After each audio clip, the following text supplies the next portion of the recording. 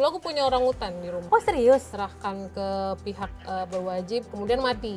Dan kemudian itu yang menjadi inspirasi aku untuk bikin skripsi. Si gajah ini adalah petaninya hutan, itu emang benar ya. Karena manusia emang bisa gitu. Wah ini keren banget sih. Hewan ini keren banget sih. Ternyata di struktur hewan saja perempuan itu tidak dianggap rendah. Dia nggak akan lupa kepada siapapun yang menyakiti dia. Itu pasti bakal ingat. Suatu hari itu gajahnya balas dendam gitu dengan cara mijak dia sampai meninggal. Jadi dia ingat siapa orang yang nyakitin dia.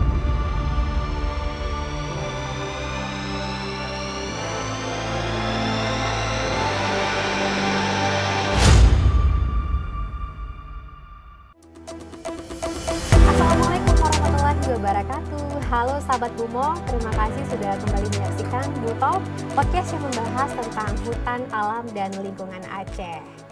Nah sahabat Bumo, di podcast kali ini kita akan membahas tentang mengenal gajah Sumatera. Nah kali ini kita sudah hadir, bersama kita ada Kak Alifi Raihanunisha. Oke, kita sapa dulu nih. Assalamualaikum Kak Alifi. Waalaikumsalam warahmatullahi wabarakatuh. Gimana kabarnya Kak? Baik, cerah ya hari ini. Alhamdulillah. Nah sahabat Bumo, jadi Kak Alifi ini sekarang bertugas sebagai asisten koordinator riset, edukasi, dan data di Forum Konservasi Lauser. Nah sebelum kita membahas tentang gajah Sumatera nih, kita mau tahu dulu nih Kak Alifi, cerita asisten koordinator RED ini, itu kegiatannya gimana aja sih Kak? Ya, jadi Forum Konservasi Lauser memang fokus kerjanya itu di kawasan ekosistem Lauser dan memiliki beberapa divisi untuk membantu dalam perlindungan KEL sendiri. Jadi kebetulan aku ada di divisi riset, edukasi, dan data. Jadi kegiatannya memang kita ada 3 subunit yang difokusin. Pertama di riset, kemudian di database, sama di edukasi yang mungkin lebih pada ke campaigns dan datang ke sekolah gitu untuk menjelaskan pentingnya KEL, kenapa harus kita melindungi KEL, seperti itu. Oke, kira-kira Kak, kenapa nih Kak Alifi tertarik untuk terjun ke dunia konservasi? Sebenarnya nggak sengaja. Gimana ceritanya tuh?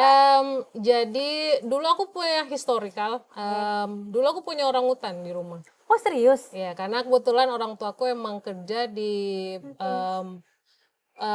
perkebunan sawit yang dekat dengan KEL dulu. Jadi waktu itu panjang cerita punya orangutan, kemudian diserahkan ke pihak berwajib. Ternyata itu tidak diurus dengan benar, kemudian mati. Ya ampun. Dan kemudian itu yang menjadi inspirasi aku untuk bikin skripsi. Ya, karena waktu itu benar-benar orangutan, bayi lagi ya. Jadi memang lucu sekali gitu. Kemudian orangutan mati, terinspirasi untuk bikin skripsi. Kemudian balik lagi ke rumah, melakukan penelitian. Kemudian ketemu FKL. Singkat cerita seperti itu. Jadi berhubung juga singkat cerita lulus, dan aku emang orangnya susah ya untuk mencari kerja yang tipikalnya itu ujian gitu. Kayak PNS atau apa yang gitu.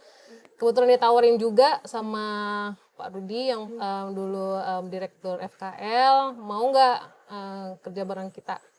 Ya karena itu nggak pakai ujian dan bla bla segala macam, ya aku gas aja gitu.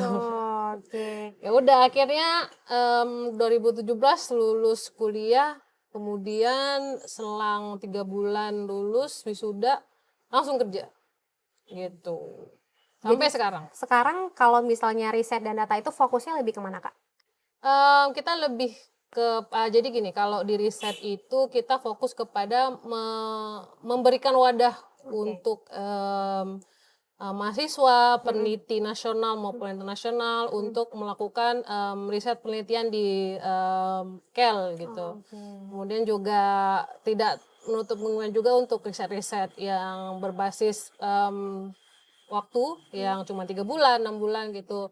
Yang kemarin kita ada penelitian tentang historical habitat gajah, kemudian asesmen karbon, seperti itu. Yang untuk data ya gimana layaknya seorang database, ya kita ngumpulin data di semua divisi yang ada di FKL untuk kita keep datanya, karena kan sekarang kalau kita ngomong sesuatu nggak pakai data itu nihil ya. Iya, betul. Jadi memang tempat di mana database semua kegiatan aktivitas dan tempat untuk analisis juga.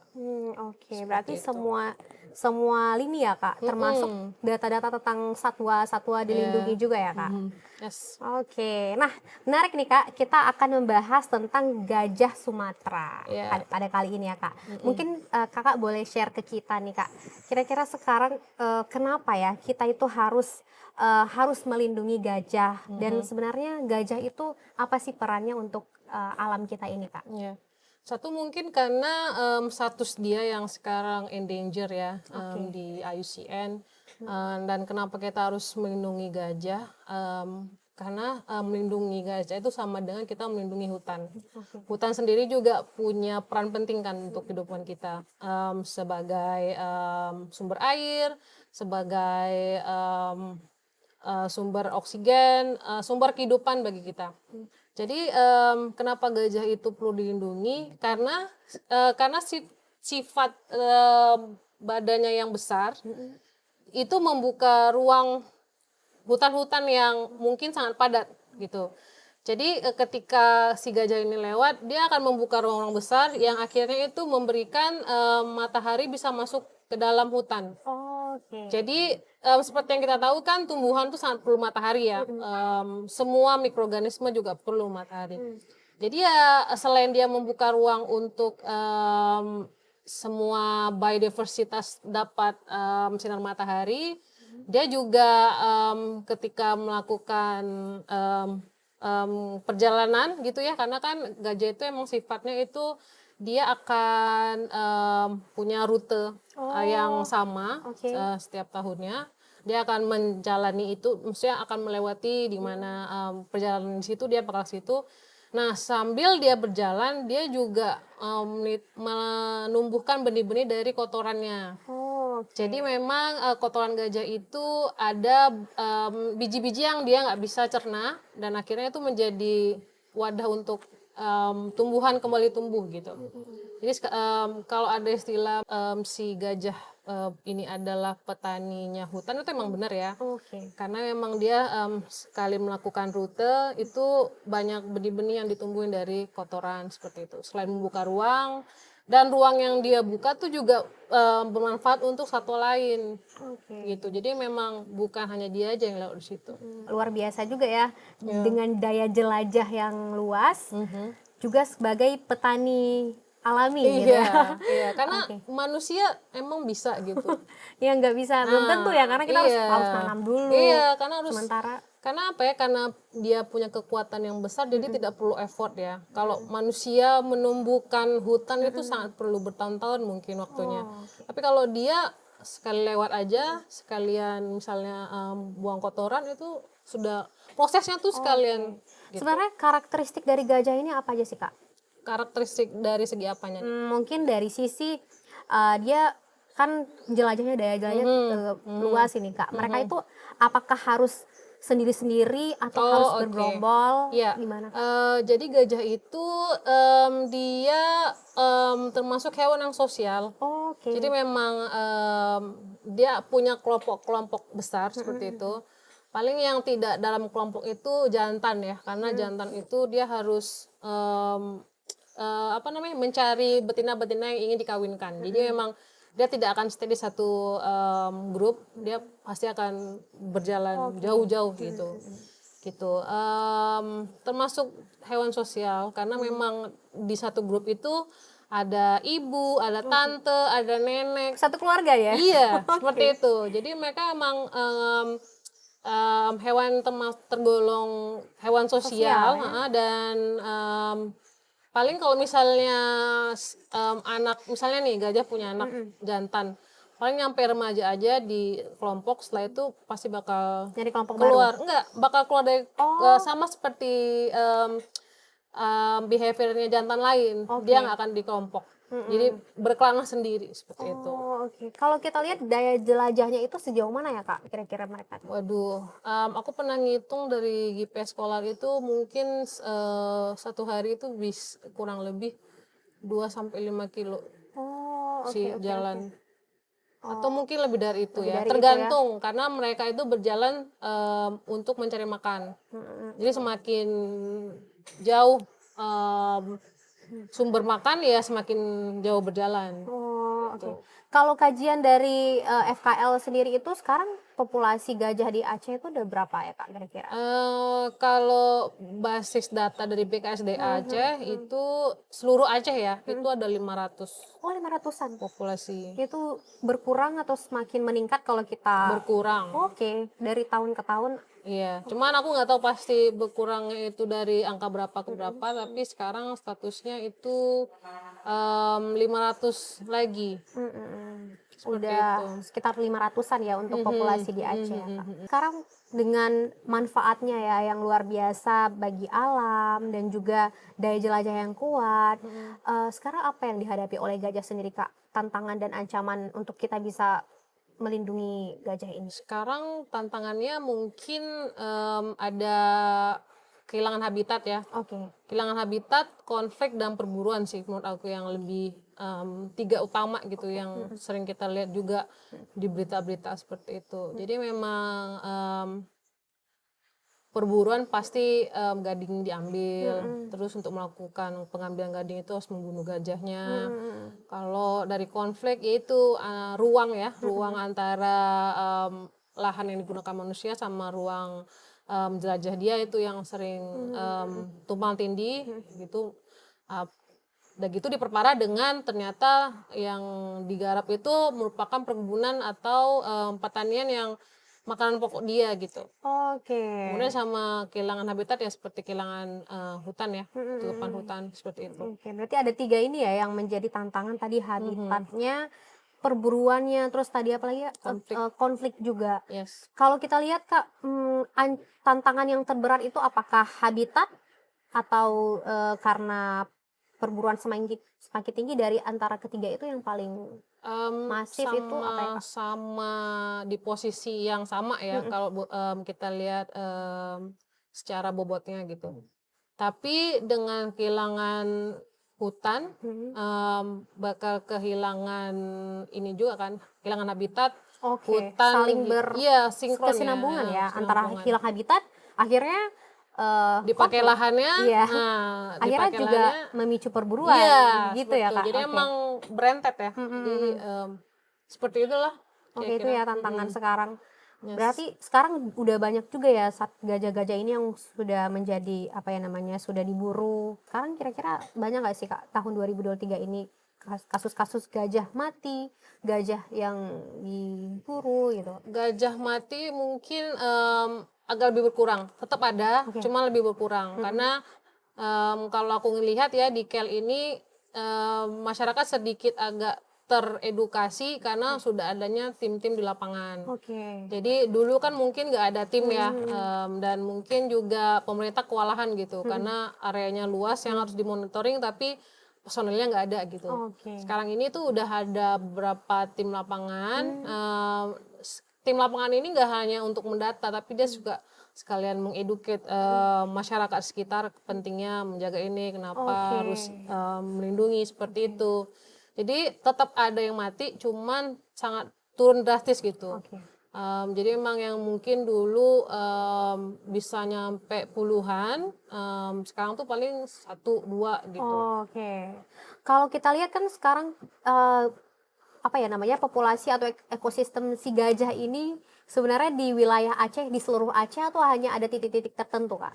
Sekarang sih dia di pusat-pusat tertentu ya, karena juga sekarang kita bisa lihat juga banyak tutupan kehilangan hutan tuh juga mempengaruhi gitu. Oke. Jadi ketika emang hutan itu nggak ada lagi ya gajahnya pindah Oke.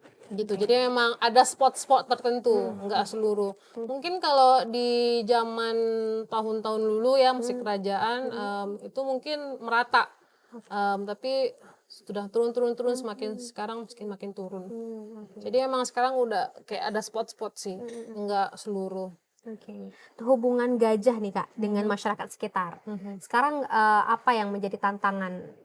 Misalnya nih di sebuah desa memang di situ adalah daerah gajah gitu ya. Mhm. Dan juga masyarakat sekitar, apakah sekarang mereka bisa hidup berdampingan atau ancaman-ancaman apa yang saat ini dihadapi oleh masyarakat sekitar, Kak?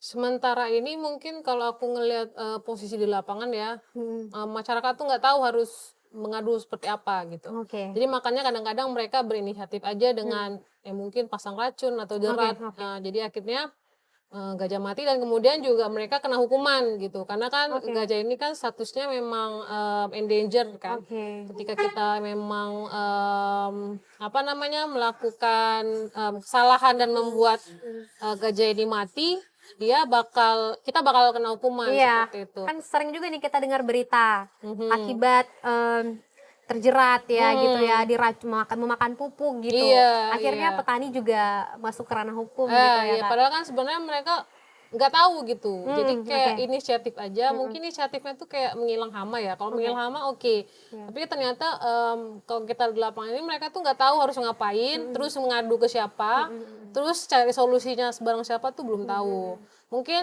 beberapa kayak, tahu nih sama Mhm. pemerintah, cuma kan pemerintah juga, skupnya terbatas. Oke. Jadi memang perlu ada yang ngebantuin pemerintah kan, contohnya Mhm. kayak NGO atau LSM seperti Mhm. FKL seperti itu. Oke. Jadi ya memang sekarang macam ya, ada Mhm. yang membenci, Mmm. ada juga yang merasa harus melindungi setelah teredukasi, ada juga yang tidak Mhm. tidak peduli gitu. Ya udah yang penting kalau nggak kena olahan aku ya aku nggak peduli gitulah, Iya, bener aman. banget.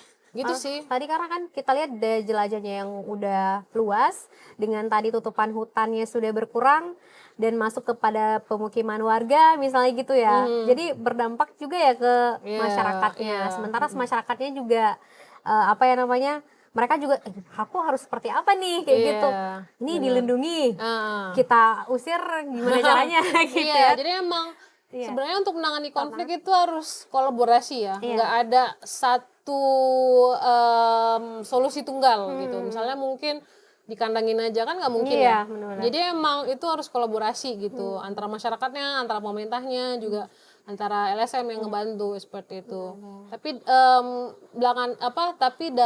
di saat ini tuh belum kebentuk sih polanya karena emang kita tuh tidak ada skema yang jelas gitu, maksudnya Mhm. skema kalau seperti di India gitu, mereka sudah punya skema gitu. Jadi Oke. misalnya ada masyarakat yang terkena konflik itu pemerintah akan membayar Oke. ganti rugi. Tapi Oke kalau di oke. sini itu Belum tidak ya? ada, Belum ada upaya belum ada untuk yang tanggung jawab. Jadi oh, oke, memang kalau saya lihat sih memang sedang mencari skema. pola ya, Mhm. gimana terbaiknya, Oke. seperti itu. Kalau kita Kak di FKL sendiri ada upaya apa Kak menurut Kakak, dalam menyelamatkan Mhm, perlindungan gajah mhm.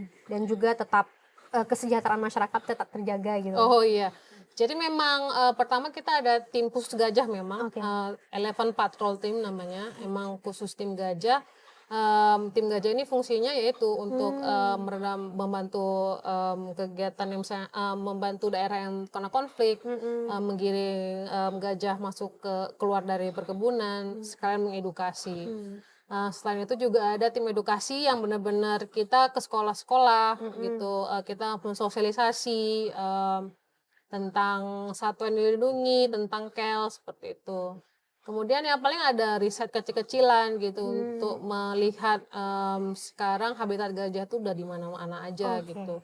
Jadi, sebenarnya juga kita harus apa ya, NGO ini kan sifatnya untuk mensupport pemerintah. Mmm. Jadi memang ketika sudah menemukan riset, misalnya, ketika riset menemukan hal baru itu Mhm. harus disampaikan ke, Mmm. pemerintahnya Iya. agar jadi bahan, pertimbangan mereka juga ketika Mhm. mereka mungkin mengatur tentang tata ruang atau Oke. mengatur tentang kebijakan-kebijakan strategis lainnya Mmm. seperti itu. Karena kadang-kadang mereka nggak tahu, jadi ya karena nggak tahu kan nggak bisa berbuat apa-apa, gitu. Oke.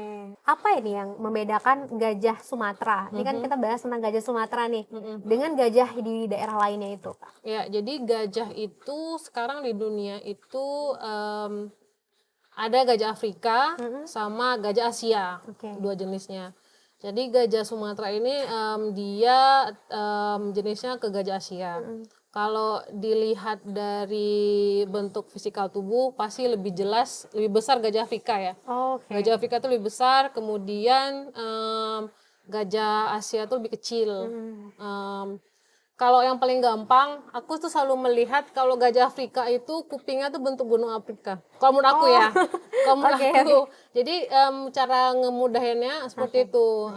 Juga dan ya mungkin itu sih yang ngebedain kuping, salah satu Kupingnya kupingnya si gajahnya berbeda. Kalau gajah Asia agak lebih lebar di bawah sama dari kecil. Kalau gajah Afrika benar-benar kayak benua Afrika. Kalau menurut aku ya. gitu, oke. Menurut Itu aku dari sisi gampang. bentuknya ya, Kak? Iya. Tapi kalau dari sisi karakteristik tadi sama ya, Kak? Seluruh Karakteristik gajah sama, semua. karakteristik sama. Jadi memang nggak ada bedanya sih. Cuman paling ya bagian fisik aja Oke, yang oke. ngebedain. Oke. Kak, kalau misalnya kita bahas tentang gajah nih, Kak. Mhm. Yang menjadi fun fact-nya gajah itu atau hal yang unik dari gajah itu apa sih, Kak?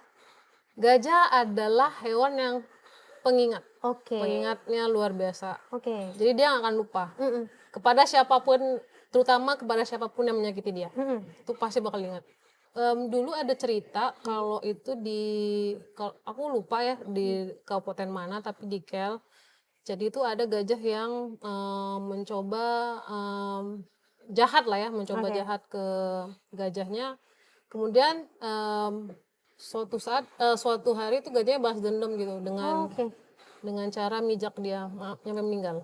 Ya ampun. Jadi dia ingat siapa orang yang nyakitin dia, seperti itu. Oh, akhirnya ya Kak, itulah ya tadi gara-gara konflik tadi ya, Iya, Kak. iya. Iya benar-benar. Seperti Jadi itu. itulah kekuatan Dia ingatannya ya. dia gajah juga akan mengingat di mana lokasi rombongannya meninggal. Oke, mati. Rombongannya mati. Oke. Biasanya dia akan berhenti sejenak di situ seperti berdoa. Oh, Seperti mereka kalau memang menurut aku ya kayak sosial kuat ya. iya, jadi seperti mungkin kita kalau ke kuburan untuk berdoa mungkin seperti itu. Iya, jadi memang di mana ada kawanan yang meninggal, ada yang mati di satu lokasi, dia akan berhenti sejenak di situ. Oke. Dan gajah juga tahu kemana harus berjalan. Mereka tuh navigator yang luar biasa untuk nyari air. Oke. Nyari air Luar di sumber biasa. pakan. Navigatornya. Iya, jadi nggak akan kesesat. Oh. Nah, itu kita mengetahui itu gimana caranya, Kak? Jelajah-jelajah mereka gitu. Mengetahui jajah mereka itu bisa kita monitor dari GPS Scholar. Oke. Terus pemantauan paling ya. Kalau untuk melakukan penelitian tentang behavior emang harus diteliti. Oke. Emang harus ngikutin gitu seperti apa. Dan aku punya cerita menarik. Jadi waktu itu pertama kali aku pasang GPS Scholar di Aceh Timur. Kan satu gajah nih yang ditargetin. Karena gajah ini kan kelompok. Jadi itu gajah satu yang udah targetin ini itu maksudnya nggak dilepas pemantauan dari gajah yang lain. Jadi memang ditungguin. Oke. Ditungguin di radius berapa gitu. Sampai karena si gajah ini juga tahu kita tuh niat baik apa, niat jahat tuh mereka tahu. Udah ada instingnya gitu Iya, kan? mereka bisa membaca itu. Oke. Jadi mungkin karena tahu juga ya, kita niatnya pasang GPS Scholar bisa ngebantu ini. Gajahnya di situ, gajah yang kita pasang GPS Scholar, tapi kawanannya tuh nggak pergi Oke. Kak, GPS Scholar itu kita pasangnya di mana, Kak? di leher. Oh, di lehernya si gajah. Iya, Oke, di leher oke. gajah. Iya, seperti itu. Jadi memang itu yang bikin aku pertama kali, wah gini banget ya. Maksudnya si gajahnya bener-bener kirain kan bakal kabur yang lain kan. Iya, bener-bener. Ternyata nggak ditungguin gitu. Ditungguin sampai akhirnya ketika udah selesai, kita tuh emang udah dikomanduin selesai harus lari langsung. Kalau nggak mungkin kita bakal diserang. Iya, gitu ya. sama kawanan yang lain gitu. Akhirnya ya seperti itu. Kadang-kadang juga situasinya ketika ada kawanan yang terjerat, dia tuh nggak meninggalkan. Jadi itu benar-benar misalnya ada satu hewan yang satu rombongan yang terjerat, itu dia akan di situ aja, di situ-situ aja. Karena kan aku tahu ya, aku Setia kan gitu iya, ya. karena aku kan memantau itu ya. Setiap hari tuh ngelihat mana nih geraknya. Tapi kalau misalnya udah seminggu, 2 minggu di situ-situ aja lokasinya, itu pasti ada trouble. Oke. Jadi dari situ aku mungkin ngasih tahu ke tim lapangan, coba dicek karena kayaknya mungkin si gajah di sini-sini aja. Apa dia mungkin ada yang sakit atau seperti apa, seperti itu. Berarti dia udah punya insting gitu ya buat ada trouble nih di wilayah itu, kenapa dia masih stagnan di situ gitu ya Kak. Dan juga untuk karena mereka sifatnya kelompok, di kelompok tuh bisa besar loh, individual mungkin 30, 20, 10-an seperti itu. Jadi karena sistem sosial mereka tuh punya bibi, punya punya bibi, karena perempuan semua. Perempuan semua ya, karena jantan tadi udah Jadi tuh fun fact juga yang aku tahu, ternyata rombongan gajah itu rombongannya betina semua loh. Dia nggak, jantan paling ya masih remaja atau anak kan seperti itu. Jadi memang sangat empowerment sekali ya contohnya. Terus ketika mungkin si induknya nggak bisa ngejagain, itu bisa nitipin ke bibinya yang lain gitu ya, atau kakaknya, nyakwanya. seperti itu. Itu sama nyakwanya, sama nyaleknya gitu ya. Luar biasa ya. Itu sih yang aku lihat. Kalau kita lihat nih Kak, dari ke karakteristik gajah yang bisa kita pelajari gini, apa aja sih Kak yang bisa kita lihat dari karakteristik gajah ini? Seperti aku ceritakan ya, mereka itu sangat sosial. Mereka itu punya struktur sosial yang sangat kuat. Jadi mengapa itu yang menyebabkan mereka itu tangguh. Kemudian mereka itu punya alpha female atau leadernya itu emang benar-benar super yang paham, tahu harus kemana, kapan harus berhenti, jika ada masalah dia harus seperti apa. Itu kepemimpinan perempuan banget ya Kak? Ya sebenarnya sekali. Jadi aku tuh semakin mempelajari, semakin merasa wah ini keren banget sih, hewan ini keren banget sih. Kayak ternyata di struktur hewan saja perempuan itu tidak dianggap rendah, gitu. Kalau di gajah ya. Jadi kenapa mirisnya di kehidupan manusia tuh masih ada yang merendahkan perempuan seperti itu. Jadi memang itu sih yang salah satu contoh seorang female leader gitu. Bisa kita lihat dari perilakunya si gajah.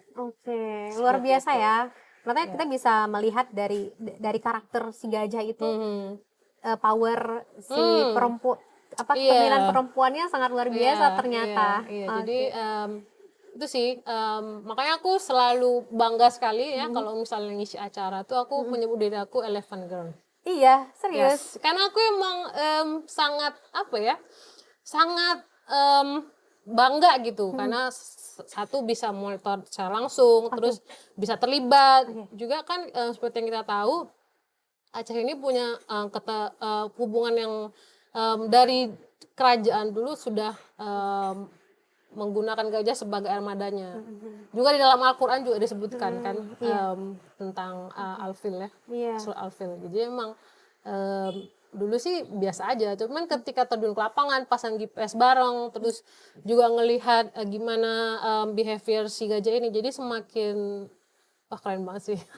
Dari sisi sejarah juga kuat ya ternyata gajah ini untuk di masa-masa kerajaan dulu ya Kak. Bahkan dulu banyak digunakan untuk armada perang. Emang kan juga ada sebutan orang Aceh untuk pocut. Pocut apa ya namanya? Pocut merah ya. Jadi emang sebenarnya keterikatan Aceh dengan gajah tuh dari dulu tuh sudah ada. Cuman mungkin semakin sini agak terlupakan. Jadi emang harus di reminder lagi. Sebutan gajah kan Pomerang, Pomeransa, banyak ya. Sebutan-sebutan Aceh tentang gajah gitu ya. Meskipun gajah dulu juga punya kejayaannya di masa lalu, saat ini kita juga tetap memberikan kejayaannya dengan menjaga habitatnya, dengan menjaga perkembangbiakannya untuk bisa lestari gitu ya Kak. Bener. Kak Alifi, selama menjadi asisten koordinator di RED FKL nih Kak. Ya.